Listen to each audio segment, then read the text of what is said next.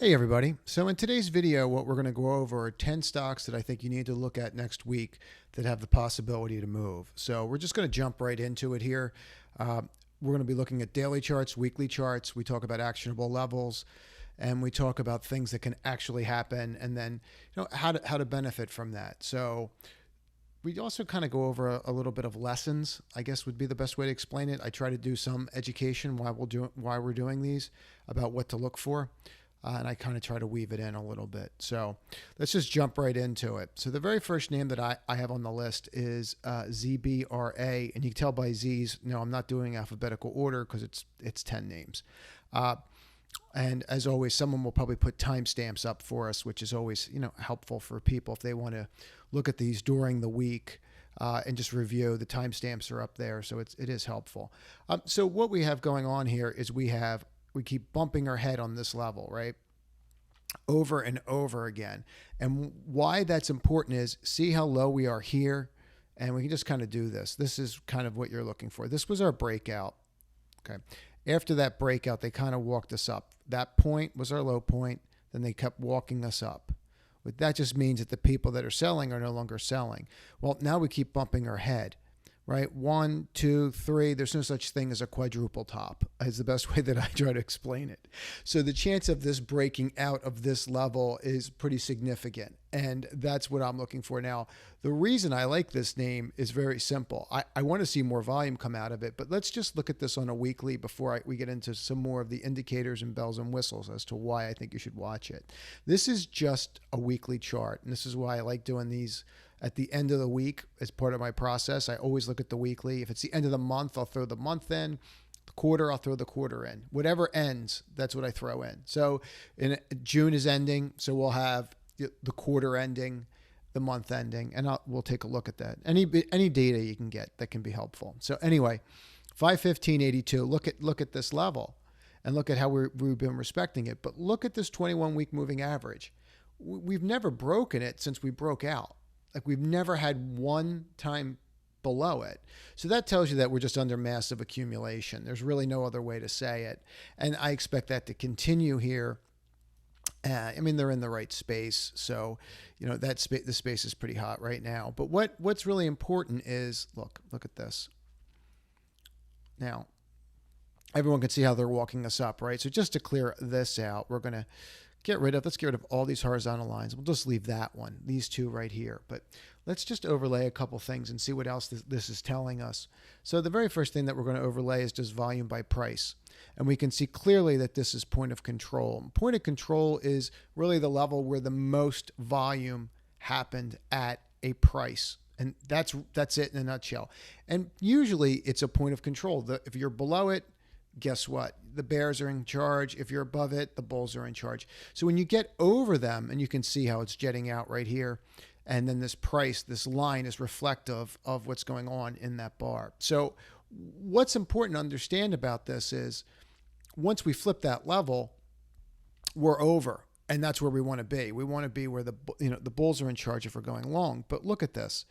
We had one day after this, we tested it, bounced, tested it again, bounced. So it's telling us that we're setting up to move and we're setting up to break. So I would pay attention to that. Now we can throw some other things in, such as relative strength indicators, and see what that's saying. And essentially all that's telling us is we're getting tighter. We broke out and now we're getting tighter and tighter and tighter. This is turning up, right? So it's not really giving us a whole heck of a lot. This is turning up, and this is just basically leveling out. So it's not really giving us a lot, but it is mimicking exactly what's going on.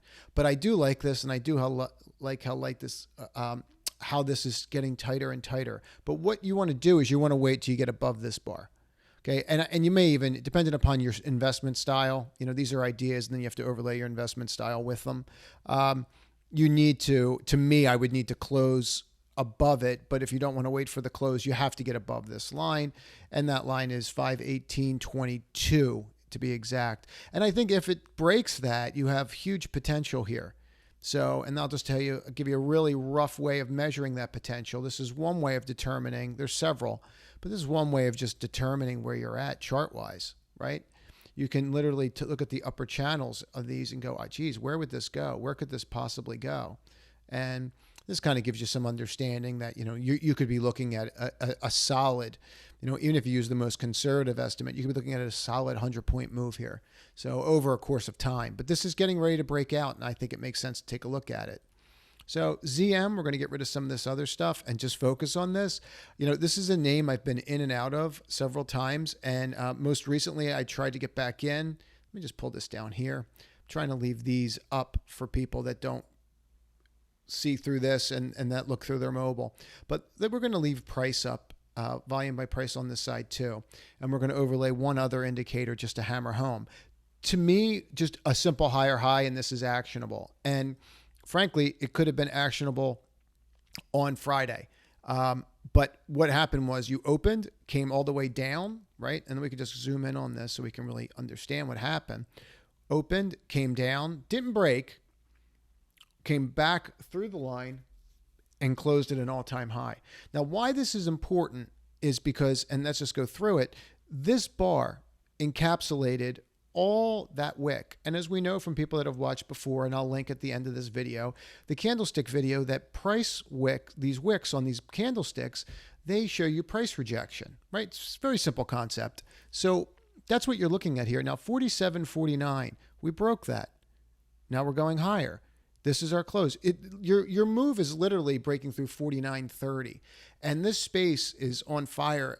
But what's really interesting is this is the one, when you look at the space as a whole, the shipping space, this is the one that has the most potential because I've no overhead resistance. We've constantly been holding this point of control.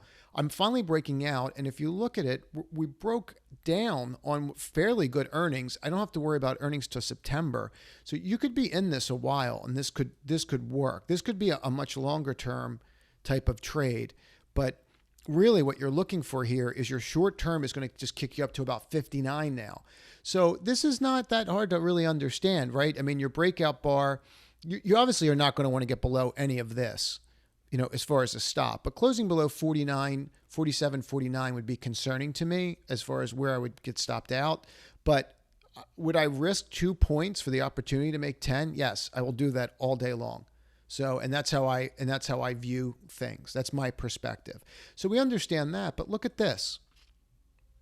Look, this is like insane.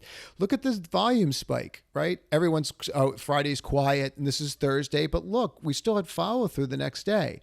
So you're seeing a huge spike in volume, and we're seeing the volume line increase. So they're both reasons that I like it. I mean, there's some others, but the main ones really are that. I really think that this has huge potential here. So let's see how it plays out, and we'll go from there. But just a simple higher high on huge volume. Like you're going to want to see like 2x, 3x volume again, but I think it's out there. I think you're going to see it. So CHX, I really haven't been in these kinds of names. I've been avoiding them. The energy trades. And I think that's kind of become a mistake to an extent because some of them have just been absolute monsters. But, oil can change on a dime. And when that happens, it just can become really hard. But this is really kind of fascinating. So we come down, form this wedge, right? But look where we form the wedge. We form it after breaking this line and coming up. So this is pretty candid, or pretty straightforward, I should say. All we're looking for is a close above the 21-day and a break here on big volume. This volume day, all this volume to sell, and all they could get was this, a rejection at the wick here and a rejection at 21. I couldn't even get a lower low on all this volume. So the volume tells you a story, right? You just have to learn how to read it. But essentially what this is telling you is there's somebody in there that is buying it around the 21-day. If that's all I could get out of my sale. And let's just look at the relative volume again to just kind of understand what we're looking at. And you're looking at a spike in volume that was huge in red, and we hardly budged. So we're looking for a break of that level. And when we see that break, I think we'll be in decent shape. I mean, that's really what we're looking for. And I'm going to just overlay something just so you can see this. We're nowhere near point of control and VWAP on this. So I like when we're closer to the point of control because that's usually when we get a quick pop out of it. But I have a little volume shelf right here, and getting through this, I've got nothing but blue skies. And you should be able to see this, and I'll just give you a quick back of the envelope. But, there's a line, frankly, here. We can use this one. But, that's telling you that these things are going a lot higher. I'm not a believer that we're going to see a move like this, but I definitely think that you could see a shorter term move like this, which could propel us to that 33, 34 level by breaking here. So that, to me, it makes a lot of sense. Obviously, if I fall back into the wedge or close below the 21-day, that's where I will be getting out. So this one, HAY, is pretty interesting to me. And I'm going to just click off of volume by price for a moment. And let's pull these up and just slide this over. So this is a newer issue. And sometimes newer issues are, to me, a little more interesting to play. But look at this line that just happens to be forming right there, right? And see how we're basing right on this 21-day? And look again. Look at all that selling. And that's all I could get out of it. I couldn't even break the 21-day with all that selling. So that leads me to believe that this has the potential to go higher. Based upon this move, there is a small channel here. It's right here. You can actually say that it's here and that we tried to break there. So, let's just use the more conservative estimate. So that's telling you that you have a $28 level that you could get to. And this is not really that far of a stop down. I mean, you're getting in right around the top of this wick, which is 25.68, call it 25 3/4 with slippage by the time you get in, right? And then this 21-day is your low, so you're looking at 24.61. So by the time slippage is done, you're $1.10, $1.25. But you could get to that 27.28 range fairly easy if you break through this and push. You just have to watch that wick. But I like this name. I do. I like this name a lot. And I think there's some interesting developments here that you could just kind of take a look at. Let's just throw this RSI in, and we can kind of see how the RSI is just mimicking the chart, right? We popped up, it fell down. If you actually use, this is kind of fascinating. If you use this part of the RSI, let's get rid of this for a moment. If you use this part of the RSI, you can actually see how here you were higher than here. It was kind of almost telegraphing that we had to come in first. So, right, because you can see the negative divergence. But going forward, and let's just click off of this and zoom in. Going forward, I think breaking through this wick gets us up to this level, which is 27.84. And I think that's really where you want to be. And it's a very interesting space, and I like it. But it's not something you think is high growth, but there it is. And they seem to be getting a really decent following. If you take a look at what we've seen so far, this was on earnings, and this is exactly what you want to see. You want to see gaps like that. Now we don't have to worry about this until August, which I like. I don't want the uncertainty, and I understand this is their first quarter as a public company, and they always do better. They always make the penny shiny when it first comes out. It's the best way to explain it. So this space, I don't know what's going on with it, but it's just been on absolute fire. One of the other names that we were in this top 10 list was this ASO. And, we did this one, I think, in the 30s. And really what I'm looking for and why I like this HIBB better than this is because this has had its move. Now we're setting up again here on ASO, but look at even like this space and look at what's going on in it, right? This is DIX. So what I like about this is you're going to start seeing exactly what happened on Friday, right? Where you're going to start seeing a push. Now, this is a kind of interesting one, the chart, and I might get some questions about how I draw the line, and that's cool, but let's just go through it. So there's your volume by price, right? You can see that you got up to this level and then rejected right at the top of that shelf. So that leads you to believe that you kind of understand where your level should be. But I'm going to make an argument that I think it should be somewhere else in a moment. But look at this. Look at that volume spike. Okay, and then you overlay that volume spike to just kind of put it in perspective with relative volume. And it just shows you very quickly that you're at 3x volume, right? I mean, that's exactly what you want to see. This volume, this green volume encapsulated this red volume. But at the time, the red volume has a higher relative. That's why it's kind of interesting to look at relative versus just absolute. because it kind of puts things into perspective. But if you overlay this and take a look at what's going on here, this gets pretty interesting. So we rallied, yes, but look at this line right here. Right off of this. Forget this for a moment, right? Some people are going to go draw this. And I get it. I understand it. I'm not saying that it doesn't have value, because the real move might be off this wick. But do I really want to go from here to wait for here? Not if I don't have to. You see, what I'm trying to do is get in at the best possible price, but based upon confirmation. So, and I'll say that again. My goal is to get in at the best possible price, but I want some level of confirmation. So see how you're here? Look at this line. Look where it stopped you. Like, tell me technical analysis doesn't work. This is glaring. So I think when you see things like this, you can go, okay, well, we closed above the 21-day. What do I need to do? Well, I need to get above this level. Now, what we can do with something like this, let's pull this back down, is just go out and try to get some more data points to see if we can get any color on it. Well, that's interesting, isn't it? We hit this 21-week, bounced off it at the low. Here's my line, and let's see what the line looks like on the weekly if we do it this way, right? Okay, starts making a little more sense. This bar didn't really encapsulate the other bar, but look at what happened here. From here to here, right? It's almost a bullish engulfing on the weekly. So it's telling you, and it's not perfect, no, but it's telling you that this move could change. The space in and of itself is on fire, so you're going to have a lot of fund managers looking for what? Ways to get in the space. Well, look at this space. Now, I would make one argument. Every time I get to this line, I reject. So understand that's why I'm trying to get in on this one. I'm trying to get in a little cheaper. Some people are going to tell me that I'm up here, right? So, okay. So if you just kind of look at that, kind of takes us to the same point, doesn't it? But just on a different trajectory. But what you're going to see is all I'm really looking for is get me a close above the previous close on this bar. And that will have broken the trend line. And then I can go and attack this wick. And then if I close below the 21-day, I want to get out, right? But I don't think that that's going to happen. I think we're going to see a push. And I think, frankly, we just saw selling on Friday, and I wouldn't be surprised if it was just like, here, just boom, just comes in the middle of nowhere for no reason, runs back up. And look, here's all you're dumping.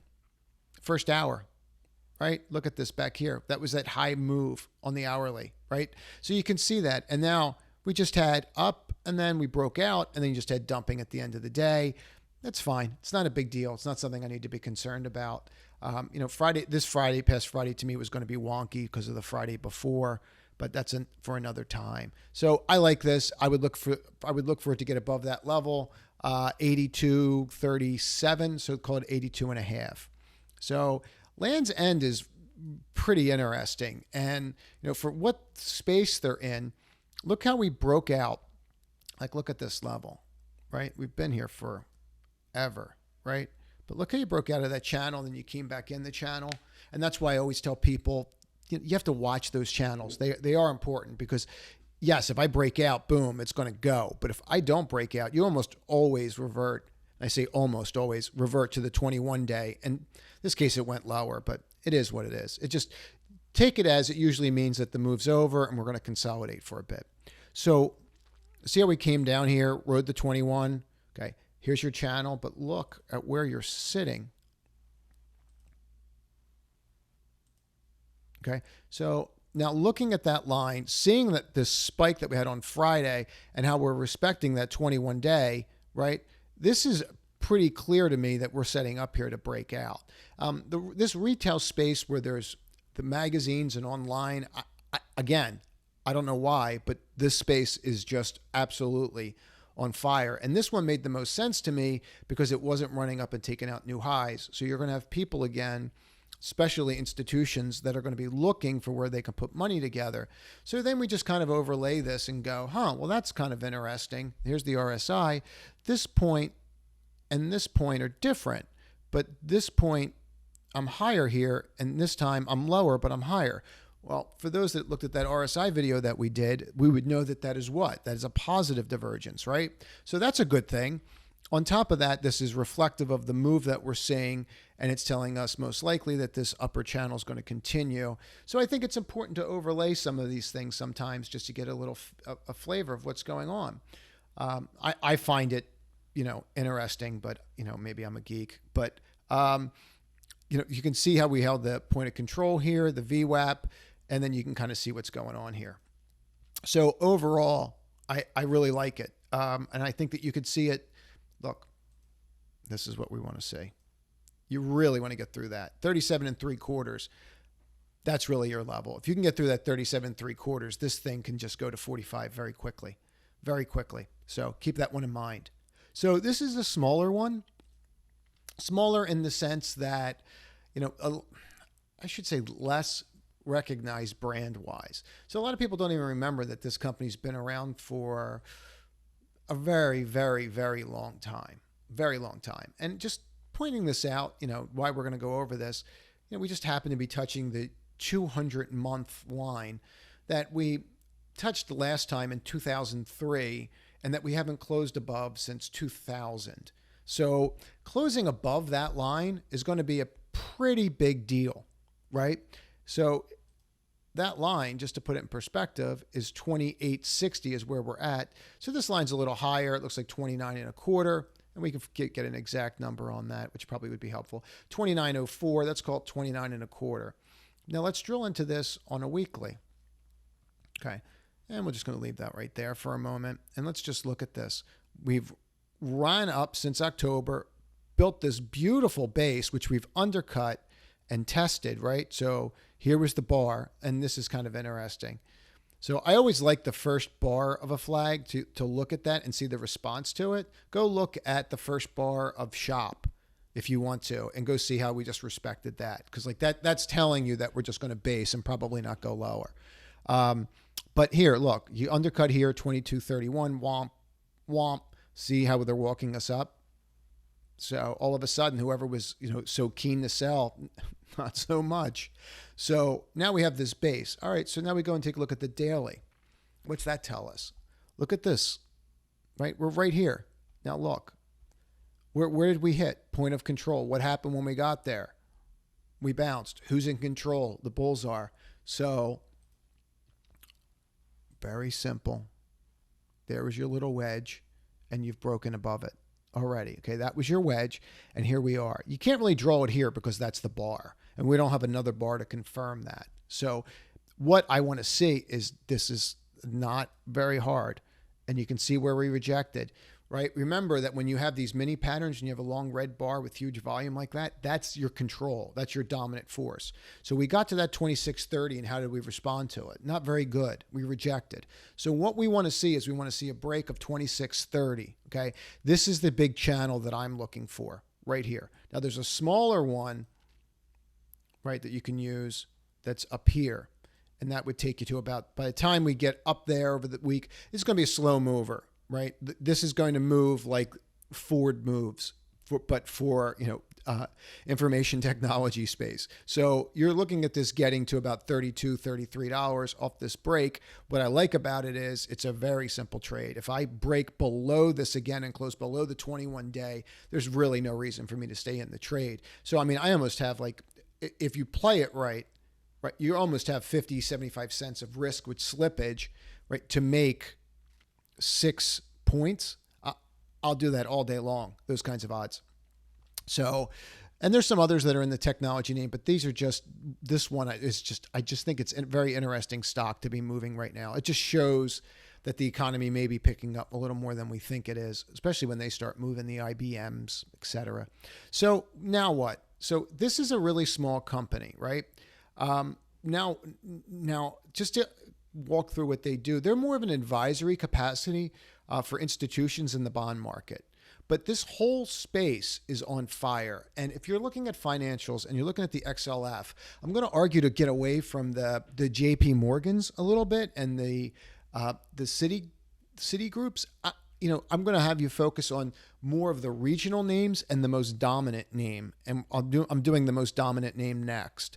But it's the investment banks. It's the real investment banks, to me, that as this starts picking up, could move. And the reason for that is, let's say that rates don't go up as fast as they're going to go up. Well, people are going to issue bonds as fast as they can. They're going to want to be in the bond market. They're going to want to be tapping the markets any way they can so that they don't have to pay a higher rate. Well, that's where someone like Moelis comes in. Okay. So just to point this out, this is one of your trends. Here's another one that you can argue is there, right? So there's a couple here, but they all are higher and they all get us to $61, $62, right? This one could get us to 64, 65 if we flip. What I like about this is this was my point of control. And look at this volume on Friday. It was absolutely through the roof. And, I don't care about why we have volume like that. When you have volume like that, you need to pay attention to it. Okay. 4X volume. When was the last time this stock ever had a spike of 4X volume? That's a really good question. Let's go look at it on the weekly, right? So it's been back here. So you've had these kinds of spikes. And obviously the spike's going to be less today because of what we're doing. But you can see where I'm going with this, right? Look at the volume over the weekly. I mean, you're right here. You've only ever really been at this level how many times? And this is weekly, and I'm showing it reflective in one day, if you follow along with that. 1, 2, 3, 4, 5. Okay. You need to pay attention to things like that. Now, overall, there's a much larger move here. And that's kind of the goal here, is to try to get into names that can possibly stay in a little bit longer. But that gets you to 68.25. And I think that's very realistic. I have the 50-week crossing the 200, the 21-week being respected. You need to look at this one. You need to pay attention to this. So I think that this has much larger potential than just here. But we have to get up to these levels first, right, before we can get there. But this volume's substantial and very simple trade, looking for a higher high. And look at your range. It's $1. So flipping below this channel again would be my stop. Obviously, you have to use your own process and whatever it is you do. So I like this name. And this is the most dominant investment bank in the world. And I would argue that you should be looking at this versus looking at, some of the just straight up banks.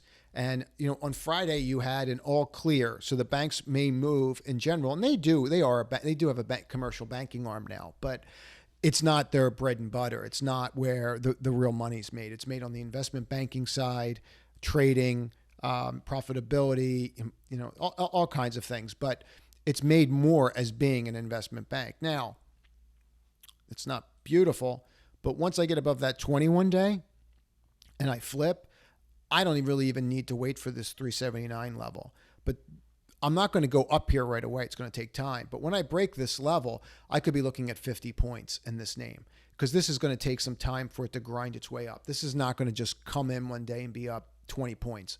It usually doesn't work like that with these kinds of names. So I like this one. It's clearly the dominant one in the space. We had a nice breakdown because of the XLF and interest rates. But what people need to understand is that the investment banks can actually benefit if rates stay lower than we think that they're going to be, because people are going to want to transact more business because of that, right? If you're going to buy a company, think about it this way. If you're going to buy a company and the rate that you're going to have to pay on the debt is 2% versus 1.5, you might not buy that company, right? If it's at 1.5, you might buy that company. And then you can just kind of figure out that 50 basis points and say, do I really want to spend 20, 30% more on my debt to buy that company? Probably not. So, that's how these places think, and that's how they make their money, putting those kinds of deals together. So what we're going to see is we really want to see just get above the 21 day and then head to this level. And I do like this volume. And we can always overlay other things with it and just see if they add any value or don't. Throw in the RSI.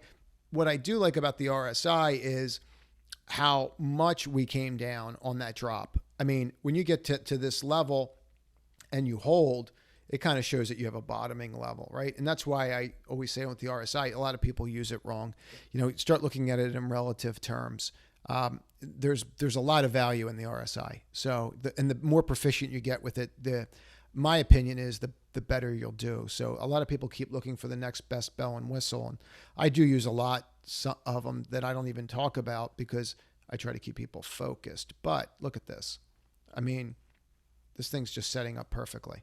By the time we get above it, it'll probably be above this wedge line on the 21. Finally, this TTD, and there's a lot going on here. So let's get rid of a couple things first and foremost, and we're going to get back to them. So obviously their competitor came out and said that we're not going to enter their space for a period of time. And this was a huge relief, I guess, to the shareholders, because the stock went from 66 on up. Now, as people start understanding the story and realizing that they're not going to have this competitor that they thought they were going to have for almost 2 years, it changes the whole outlook of the company. So as people start going through that data and start running their numbers and crunching their numbers, the institutions start going, well, wait a minute, that means that their projected earnings could be this. It changes the entire story fundamentally. And I don't get into fundamentals here. I only give technical, advice or opinion, I guess is the way to say it. But the reason that I do it that way is so that you can actually have a range and then make a decision yourself. But if I'm supposed to have a competitor and I don't have that competitor right now for the next 2 years, what's going to happen? Well, that gives me a huge advantage, right? My advantage continues. I get more dominant. I get more into their business. That's what's happening here. And people are going to start realizing that. So this is very simple. What you're going to see here is a massive wedge line. And we came down on earnings, undercut here, and obviously this was a beautiful buy for whoever did it.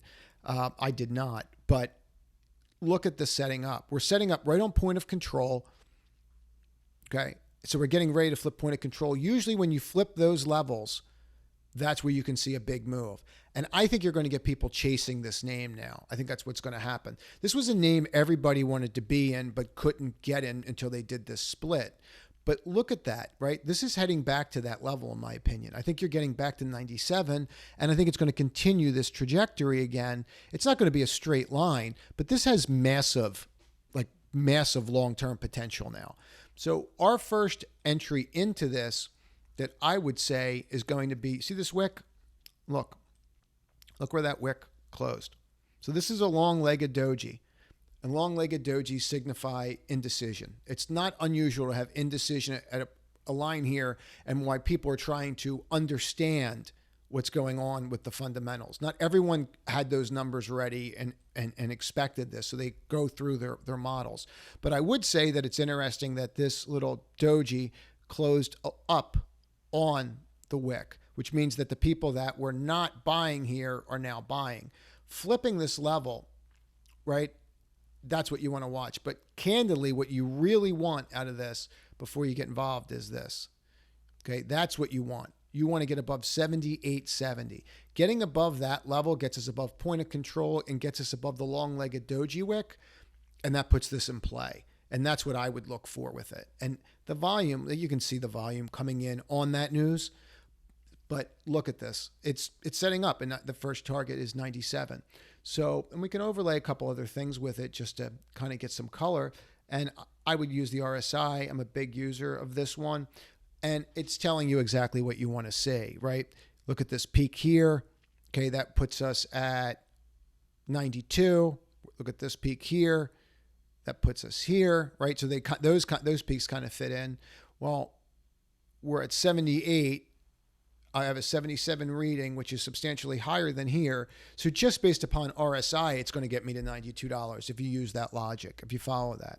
And there's some other things here, and you can just kind of discern what you want from these, but everything has a trend line, everything. So it's pretty clear that we broke that trend line, right? So this is telling us that we're most likely heading higher, and our first target on it is 97.28. That's it. That's the top 10. I hope you found it helpful. As always, please subscribe to this channel and click the notifications button, because what we go over here is extremely timely, especially with the live videos and the live streams that we do. We'll be doing one tomorrow night at 6:30 Eastern Standard Time. Usually on Sunday nights, that's when we do them. And please like the video and share it. Thank you very much, everyone. Have a great weekend.